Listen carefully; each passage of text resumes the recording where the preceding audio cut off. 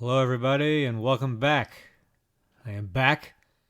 This is the voice of Dan Arfin speaking, and you are listening to the Dan Arfin Dead Money Podcast. I am your host, Dan Arfin, and this is the Dan Arfin channel coming to you from Dan Arfin Dead Money Studios. And this Dan Arfin Podcast entertainment show enjoyment episode is brought to you by No Limit Texas Hold'em Poker. If you don't play No Limit Texas Hold'em, you are smart. So it's been well over 2 years since I've last been on the air, so first, I shall explain why I've come back. Well, it had been a while since I last checked the email account linked to this, but I decided to randomly look the other day, and there were tons of these indescribably hot women begging me to restart this. There must have been like 200,000 emails, at least half of which included naked pictures of themselves. Now, it took me a few hours to go through and reply to each one, but by the time I did, that was about when I got serious and realized I was too serious the first time I did this. I think I was just trying too hard to share my holy poker wisdom that somehow only I could have attained. Now, it's not that I have nothing strategically worthwhile to talk about, because I am going to do some hand histories too, but what I need to do more than anything now on this podcast, starting with today, is just attempt to decompress just some of the constant aggravation caused by just some of the daily shit-headedness that goes on in poker games. But before I do that, first, I'll just continue with the backstory as to what led me here. On Sunday, December 22nd, 2024 AD, I was feeling about as down and as miserable about poker as I had in years. Now, it made sense because in the previous weeks, I suddenly found myself getting exceptionally bored with the game. And normally that just comes and goes in little waves, but this was different because I had never felt this bored. And in conjunction with this boredom, to compound it all, I was starting to feel myself getting a little anxious every time I was dealt a playable hand. And that's not good. You don't want to be in a poker game halfway hoping you don't get a playable hand, because you really don't have to show up to the casino if that's what you're trying to achieve. Now, it's the sort of feeling that I'm sure every cash game player gets when their session is, unbeknownst to them, starting to wind down. Maybe you've been playing 6 or 7 hours or more, when suddenly you get dealt a good starting hand, but you actually get a little nervous instead of excited. A chill will run down your spine, because this means you could potentially play a big pot, and if you do, there's obviously a chance you'll lose, and now you realize you're not as into dealing with the prospect of that, so you feel a little apprehensive about playing the hand. And it's perfectly normal, because this feeling is just letting you know that it's about that time to leave, and you really should, because if you play under these mental constraints the final 10 or 15 minutes of each day, sooner or later, you are going to fuck something up that you never would have at any other point in the session, and now you're just going to leave the game feeling sickened and demoralized. You could have had a winning session all day long. Everything's going great, but now it's going to feel like you lost. And if you're already losing, now you're just going to want to bludgeon yourself with a hammer because it might be the only thing that makes you feel any better. But there's a difference between getting that feeling toward the end of a full day and have it happen every fucking hand you play. So after a while, it really left me wondering, what the hell is going on with me? Why do I just suddenly not want to be here anymore? Now, I've still been playing fine for the most part, I think. Although there have also been, a few too many thoroughly unacceptable and disgraceful blunders. And it's no coincidence, because we are all so much more susceptible to having those things happen when our interest in playing is only as high as 99.9%. It's not this linear thing where, like, if your interest in being there drops by 0.01%, then so too does your edge. No, it's like exponentially greater than that, because that little extra disinterest you're feeling, it makes such, or it can make, it eventually will make such a huge difference, because having that 100% interest is what makes all the difference. So if there's any part of you that's just like slightly not wanting to be there, it's going to cost you in a big spot sooner or later. Now, since 2016, my main game has been 2-5 no limit at the Wynn in Las Vegas, but I lived in Vegas for over 16 years now, and my first 7+ years, when my main games were 5-10 and 10-20, my main room was the Bellagio. And because of that, the Bellagio poker room still feels a little nostalgic for me. So on this miserable Sunday night, December 22nd, I decided to play there for an overnight session. And I hardly ever play overnight now, and for a couple reasons. Number one, when I wake up, I just want to go play and get it over with. Otherwise, I'm going to be thinking about it all fucking day. And the other reason is, the older I get, the earlier I wake up. And now that I'm almost 40, I can never fucking sleep for more than like 3 hours in the daytime anymore. But every once in a while I do it anyway. And I guess it just felt natural to play this session overnight, because I usually played nights when I was a Bellagio rake. But more than anything else, I just wanted to get some solace and feel some peace of mind. And because the Bellagio is still my favorite poker room and casino, that's where I like to go when I'm not happy about something, whether it's just go there and chill for a little bit or play or whatever. So I went there, and I was playing the 2-5, which has a small capped buy-in of $500, but don't be fooled. I mean, that game can still get really interesting if you can build a stack at a table and have other big stacks be there. So I'd been playing a little over an hour. I hadn't won a hand yet. And then I'd just taken an edible, because I knew it was very likely that I was going to need drugs to get through the night. But at this point, I realized that basically no one had spoken a word since I sat down, and I loved that. Because what is plausibly the most striking thing about any poker game in general is that sooner or later, no one can hide who they are. So poker not only brings out the absolute worst in people, whether they're winning or losing, usually losing, it also reveals how immeasurably ignorant they might be. Myself included, of course. Although not so much anymore now that I'm like a genius. But some of the things that come out of people's mouths when they're playing poker are so bafflingly insufferable to listen to that I'm not even going to try and find a word to personify it, because it'll just be an injustice. No such word exists. But that got me thinking the other day, and I realized that this just all goes hand in hand with the money-making opportunity poker presents, and that tolerating the perpetual nonsense from all of these nincompoops is just a necessary evil that you simply have to put up with, because if people were actually paying attention and perceptive and not spaced out in their own self-righteous world more than 99% of the time, and were actually listening when someone spoke to them, and could even pronounce just one sentence that was somewhat relevantly coherent, poker wouldn't be nearly as profitable as it is. So, as I said, it just all goes hand in hand. Anyway, back to the Bellagio. So, I'm generally pretty quiet when I play, but with the edible really kicking in now, it loosens me up, and I said to the table, this is the quietest table I've ever played with, and I love it. And then everyone laughed, so I got to feel important for a few seconds.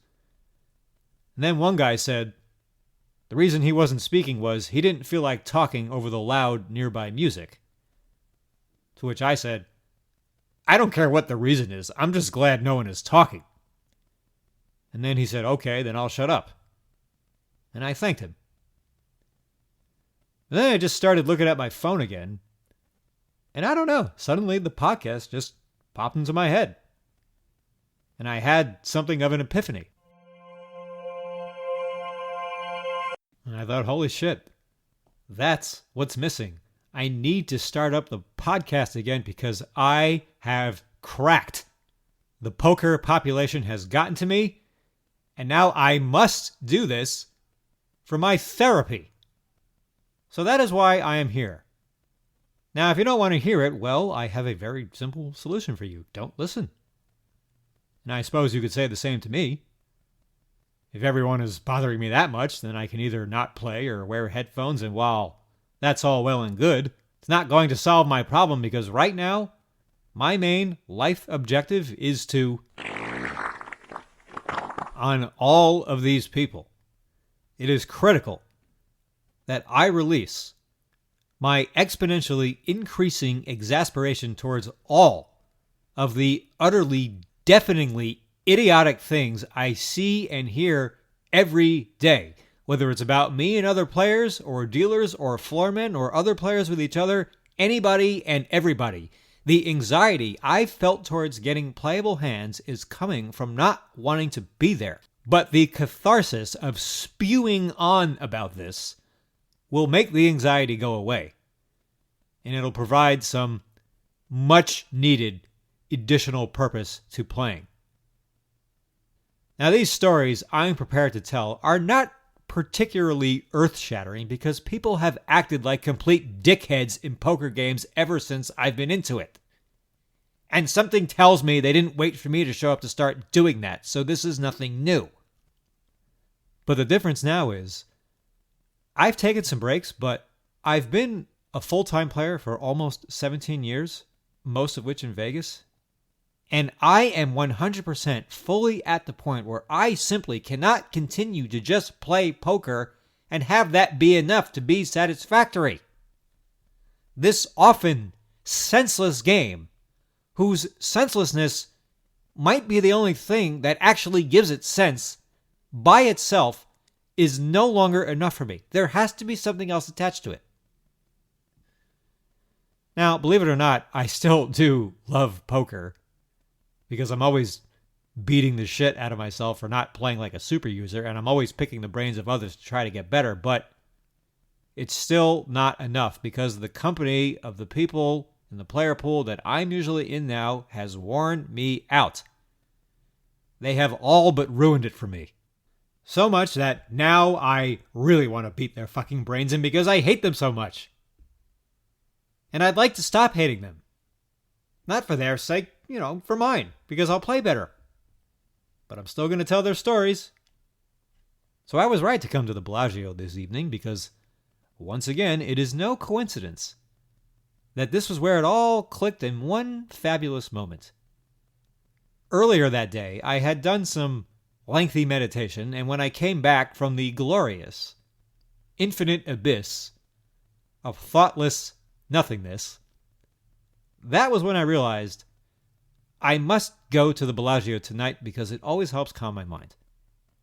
Now, that's not to say I wasn't still miserable when I first got there. In fact, I was feeling even worse at first because the traffic was unexpectedly horrible.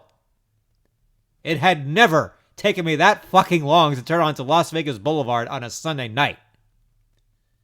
Then I had to wait over an hour to get a seat. And after I did, about 7 minutes later, of course, then they opened a new table. But woe be me. What is there to say? These are just the kinds of things that happen when you're running bad. So thank God I brought that edible with me because all of this shit is just owning me. But how refreshing it was to have the table be so quiet. So after the guy said to me, humorously, that he'll just shut up, a couple minutes later I said, I like it quiet because most of what everyone says at poker games is really stupid, and that the percentage of stupid things spoken at a poker game is much higher than it is anywhere else. Then the guy paused for a second and looked at me all serious, and he said, "Okay, I don't know if you're actually trying to have a conversation right now, or if you're just trying to be rude."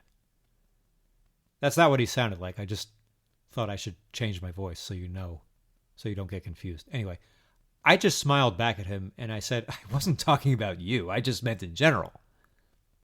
And then he realized I was still being humorous, so there wasn't any projectile verbal vomit to follow. Anyway, so in a moment, I will give just a few random introductory examples of what I'm talking about, and there will be many more to come in the future, because it's not as if you have to provoke anyone into acting like a fucking moron. They will expertly do that on their own. Now, these are things that occurred either this year or in the last 3 or 4 years. Not going to go in any chronological order. I'm just going to fire out some anecdotes. But lastly, before I do, I just want to make it clear that a lot of people think I'm this complete asshole when I play, and they're right, but only to a certain degree. And part of why that is because at one time or another, I have hated almost everyone I've ever played with.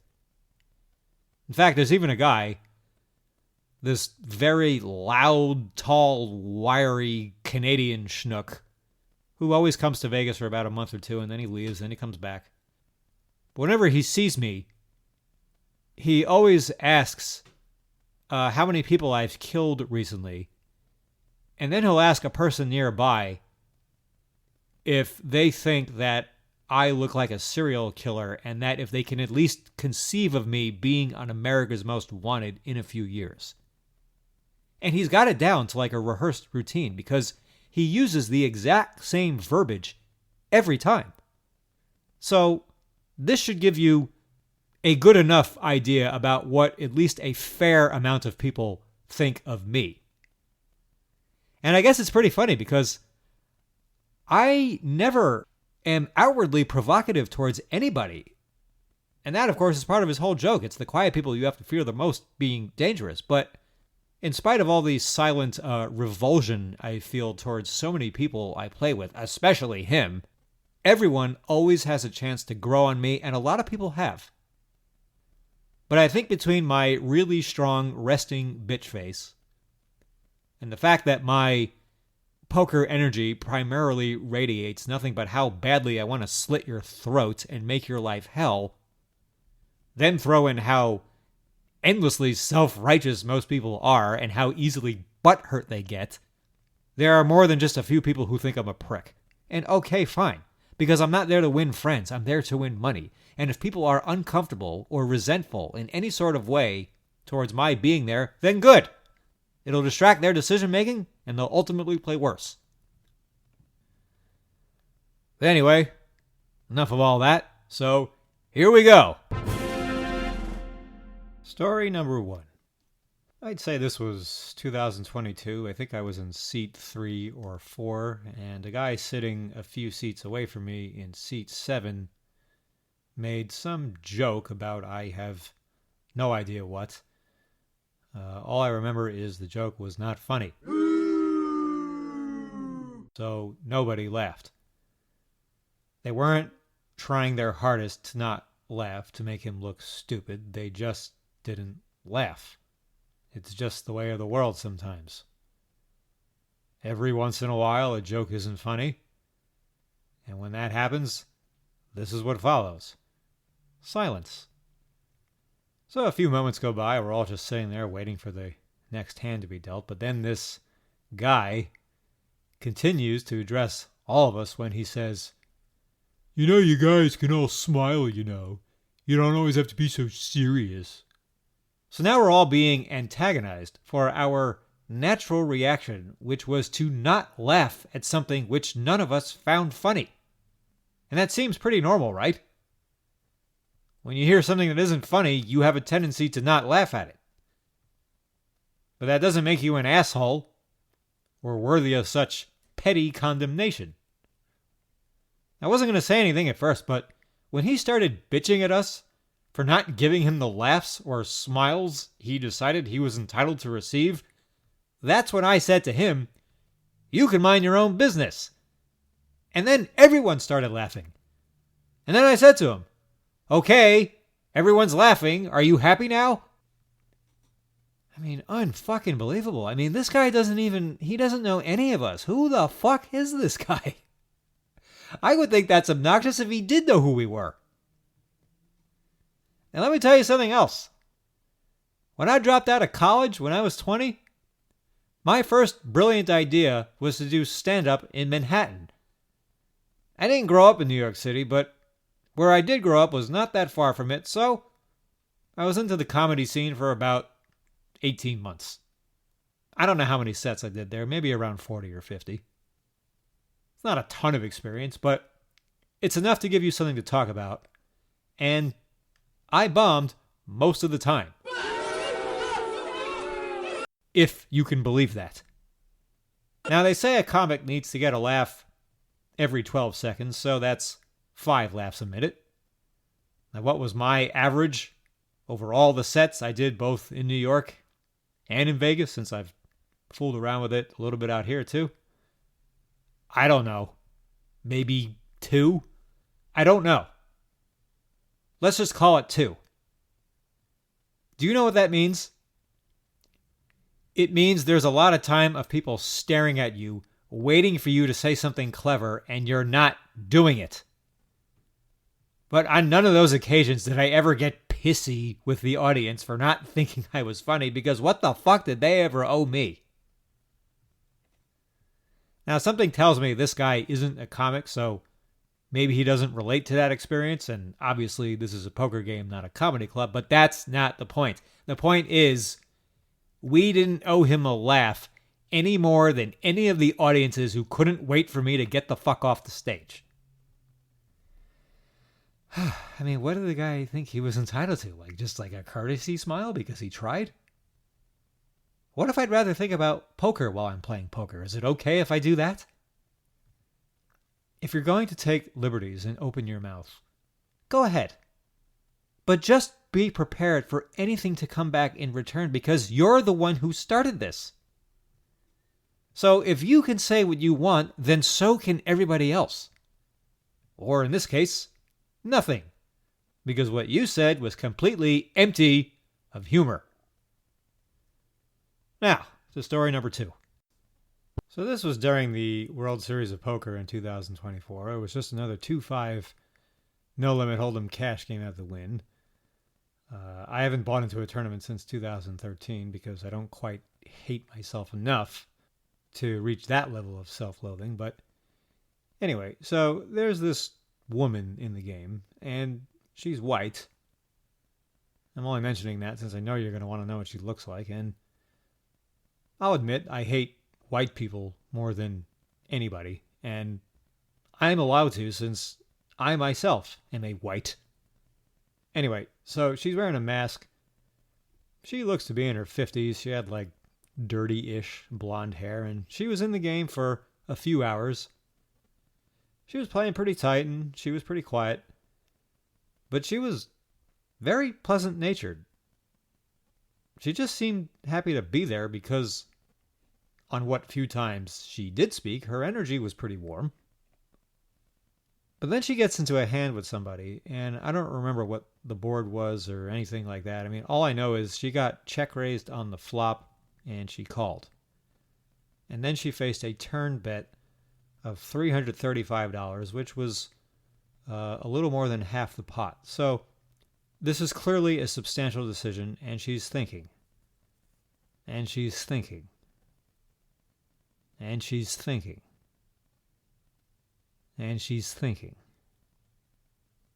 And she's thinking.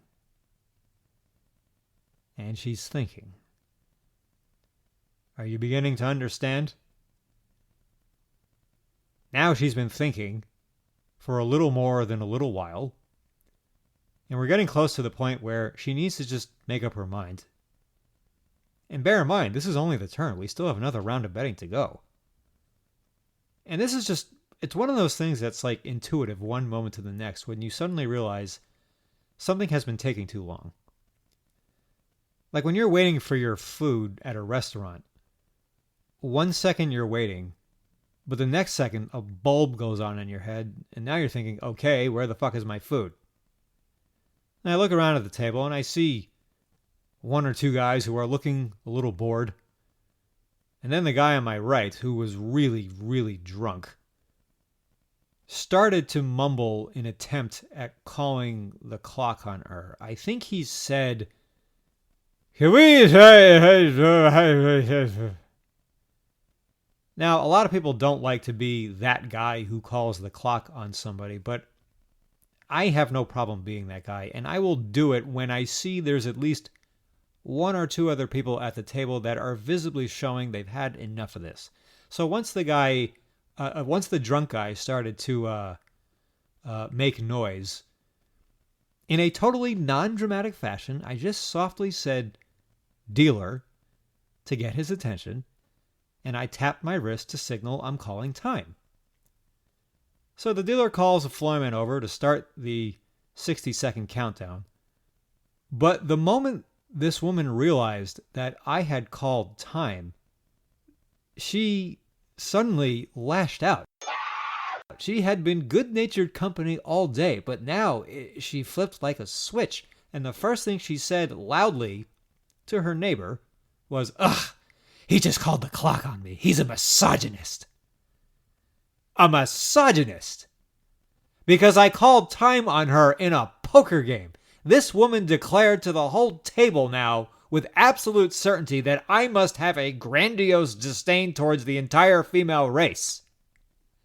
I said to her, "You're calling me a misogynist? Everyone here wants you to make a decision. Does that mean we're all misogynists?" I can't remember what she said after that, because you know how it goes when these tit-for-tat arguments suddenly start. They all happen so fast, and you're so perturbed that you just forget the order that everything happened in, and it's just a big mess. So the only other thing I remember saying is, "You have no idea how out of line you are right now." So how did the hand end? Well, you probably already know. Once the floorman initiated the countdown, she intentionally waited until all 60 seconds were up before she made her decision.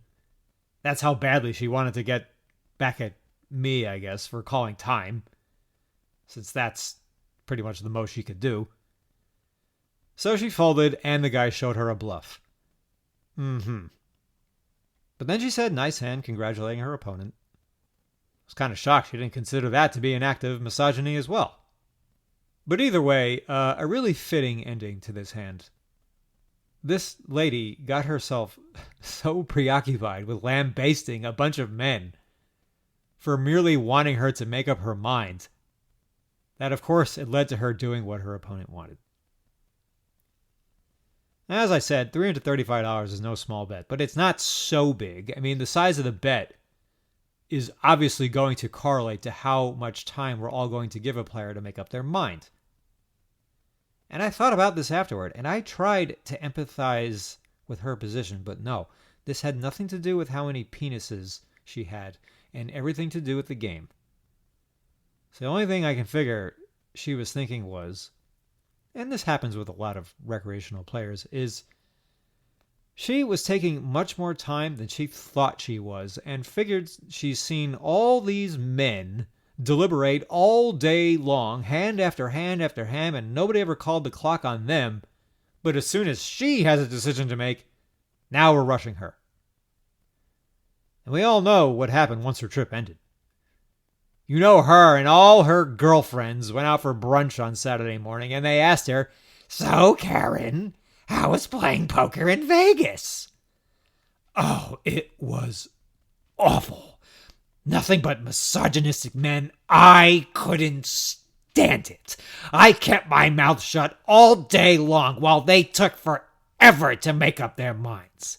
And then someone bet $2,000 into me, and within 30 seconds, they're calling the clock on me. Get the fuck out of here. You know something? If you can't make your point without overstating the shit out of it, you don't have a point. A misogynist. You know, if anything, I'm a misandrist, not a misogynist, because I can't stand fucking men. You know, I like being a man, so I'm not about to go get a vagina, but I would much rather have an ordinary conversation about anything with a woman than with a man, because every conversation with men always leads me face first into his big dick every single time, no matter what it's about. And as much as I love my guy friends, I kind of hate all of them too. Because I can't talk to them about anything without it becoming about their big dick. I can't even just say to them, yo, dude, I was at this restaurant and I had this fucking steak. It was awesome. No. 1, 2, 3, they're coming right back at me with, nah, dude, fuck that. You gotta have this steak at this place. It's the best. Okay, all right, sorry. I was just trying to tell you about a steak I like, but I'll shut up. I'm sure yours is better. A woman wouldn't do that to me. She would just say, oh, I love steak. I'd love to try that sometime. Let's go. Story number 3. So this was also during the World Series of Poker in 2024. There was this really big fish sitting on my left, and all day long I was just waiting for someone to leave the game so I could take their seat and get him at least a little closer to my right for a position, but never happened. Nobody left. Then I caught a big hand against him and won a big pot anyway, so yay, lucky me. So now he's pretty tilted. And then about 20 minutes after that, I caught another big hand against him. I riveted a full house when he had a flush. I jammed into him. He's tanking and he's tanking. He knows he's beat, but he can't let it go. He calls it off and I stack him. Woohoo. Now, to me, it's important that as a professional player, you also act professional. So in these situations, when a big pot has been played, the easiest thing to do is just never say anything. So when I win, I just take the money, and when I lose, I just pay it off. But it's always kind of funny when you're stacking like all these piles of chips you just won from the guy sitting right next to you. But whatever, I'm just going about my business. I'm not even making any eye contact with him, and he's just huffing and puffing under his breath, bemoaning his bad luck, and okay, he's tilted. He's allowed to be unhappy. But then he starts coming after me a little bit when he says, kind of to himself, kind of to the table, kind of to me, and kind of to nobody, when he growled, and he won't even say anything, not a word. And I was just thinking, okay, what exactly does this guy want me to do? I don't know. I just ignored him. I just kept stacking the chips. And by now I was probably close to being done with organizing everything, but he would not stop. He's continuing to curse under his breath about how bad he's running, and then he says it again. He won't say anything. He just says nothing. So finally, I looked up and I said, okay, here it is. I'm talking now. Do you feel better? He's like, yes. Oh my God. So then there's this Asian woman sitting on his left, and she says to him, when people lose, they usually don't want to hear anything from the person they just lost to. He's just being respectful. And then I said, thank you. I mean, what does this guy want from me? You see what poker does to people? You see what I mean when I say it makes them act like just complete fools and brings out the absolute dumbest and worst sides to them? We got this one schmuck crying to the table that no one laughed at his stupid joke. We got what had been a very nice woman calling me a misogynist because I wasn't willing to wait until Labor Day for her to make up her fucking mind. And now we have this guy complaining that I'm not talking after I just won a big pot? Even though everybody else on the planet can't stand it when the winner starts chirping at them, asking them things like, hey, what'd you have? Did you have the flush? Just completely oblivious to the fact that maybe their opponent isn't as happy about this outcome as they are. So, all right, now we're on to part 2 of this story. I had told you that I wanted someone to leave so I can get that fish on my right, but no one had. And now someone finally did. And this guy had rebought, so okay, here's my chance. I hesitated for a minute, but then I told myself, don't stay in this seat because of some idiotic short-sighted superstition that the seat you're sitting in is lucky, because that's not how this works. And I am going to be infinitely more tilted if I stay in this seat and lose a big pot to anybody than if I lose a big pot in the other seat. So I tell the dealer I'm moving seats, and then the Asian lady, who had just come to my defense about not speaking after winning a big pot, says to me, "How can you leave that seat?" And this woman is not just some dummy. Like, she's trying to make money. I mean, I don't know her personally or if she's a pro, but she's not just screwing around. But she still actually thought that me moving away from that seat made no sense. And it's so incredulously preposterous for that to even cross her mind. I don't even know where to begin to try and outline how insane it is. But this is the sort of thing that goes through tons of minds of people who play poker. They're just looking for some shortcut. But no shortcut will ever exist in a game that is so complex. So whether you like it or not, every hand is independent, and it makes no difference how good or bad things are going. You will always have no idea when they're about to turn in the other direction. You cannot just sit down in a game and keep an eye out for which seat appears to be getting the most cards and then grab it as soon as it becomes available and then tell me with a straight face that this is strategic and is going to make you money. It's no different than saying, "Oh, well, red keeps coming up on the roulette wheel, so let's bet the farm on red." I feel like people know deep down that it can't be that easy, but that's deep down. And above it, the best thing for their poker prowess is the fantasy. So after her jaw is done dropping about my decision to seat change, I tell her, yeah, that could not have been a coincidence. Today is just that seat's lucky day. And you know what happened? Well, not only did I run into a few hands after changing seats, the guy who took the seat I was just in cold decked that same fish, and he got stacked for a huge pot again. And then the woman says to me again, "See, I told you, it's that seat." I just laughed and I said, "Okay, you were right. Lesson learned. I'll be sure to never do that again." Unbelievable. You notice in all three of these stories, and this will be the case in every story, not one of them did I ever say anything to anybody provocative initially. The guy antagonized the table. The woman called me a misogynist. This other guy is mad that I'm quiet after winning. And then this other woman is can't believe it that I'm moving away from a seat that I had just won a lot of money in. But all right, that'll be enough for today. I only have about 15,000 more stories comparable to these, so we'll get to them later on. And in the next episode, we'll go over the hand histories that caused all of my poker misery from December 22nd, and some others from the overnight Bellagio session when I reconnected with my need to come back to the microphone. But okay, thank you guys. We'll talk later.